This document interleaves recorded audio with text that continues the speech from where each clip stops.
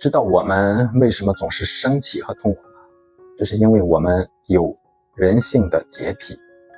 就是我们总是在追求过高的道德标准，用那些至高无上的道德准则来衡量所有的人和事。别人要是达不到我们的期望值，我们就会生气、愤怒、纠结、痛苦，并且感叹为什么人不能变得更好一些呢？那是我们并不了解人性，每个人都是一个两面体，我们看到的往往都是想让你看到的一面，另一面只是被隐藏起来了，而一旦对镜，另一面就会被唤醒。人性是有善有恶的，人性中所有的美好的特质、善良的标准，都应该是用来要求自己，而不是用来衡量别人的。我们每个人心中都有一把尺子，却从来不量自己，而是在衡量别人。所以我们会发现量谁都不合适。如果我们用自己的标准去衡量别人，衡量这个世界的话，那我们只会得到太多的失望。老鼠吃了我们的粮食，那它就是偷，它就是害虫。我们拿走了蜜蜂辛勤劳作的食物，就是理所应当。我们叫它辛勤的园丁，或者用诗歌来赞美它。我们一直站在自我的角度来定义事物，区分善恶。我就是标杆，符合我的利益就是对的，反之就是错的。还有更深一层的，我们可能有某些信仰，放生一只狐狸或者山鸡什么的，这对于你来说可能就是行善，可是对于其他小动物来说，那可能就是灭顶之灾，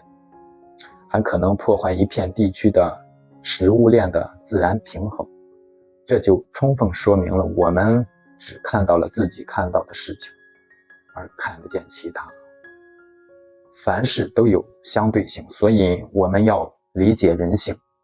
不要自以为是地认为只有我们自己是对的，同时也不要什么事都计较对错，更不要上纲上线地对别人进行道德绑架，不要拿着自己的价值观去为难别人，因为我们并不是标准。如果你这样做，可能受伤害的就是自己，因为你会生气和愤怒，还可能会遭受别人的怨恨和报复。就算你是对的，也没有必要一定要证明别人就是错的。